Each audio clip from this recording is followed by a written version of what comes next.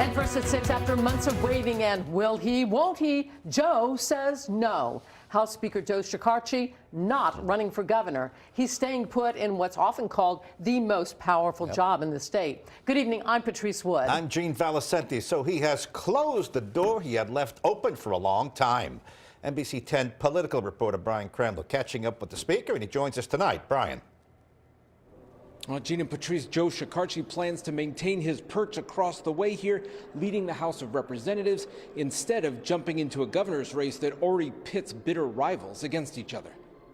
After months of publicly riding the fence on a run for governor, House Speaker Joe Shekarchi opts to stay out and stay put. Was this at all a trial balloon? Let me get my name out there. I'll say I'll think about it. I'll have a decision Honestly, in a couple months. It was a very serious consideration. No, that's just not true. If he did run, Shekarchi would have been in a Democratic primary against Governor Dan McKee, who's touting improved approval rating numbers today, and former CVS boss Helena Foulkes. Was this essentially you didn't want to be in a three-way race? That was certainly part of it, Brian. It was certainly part of it. I didn't think a three-way race would be an easy race, especially for me as the Speaker of the House. But that wasn't the only decision. It was a personal decision, and there was a lot of factors that went into it. Were you waiting to see if the governor dropped out?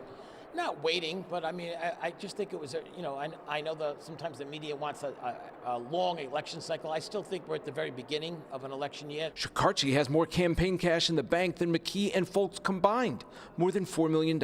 You have by far the most money of anybody, and people are wondering, what are you going to do with all that money? Yes, and I plan on, keeping it and continuing to fundraise. I've always done well at it, and I've worked hard at it. It doesn't happen overnight. It's not easy.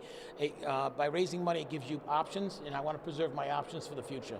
He plans to run again for his House seat in Warwick in the fall, and then hopes to be re-elected House Speaker next January. After that?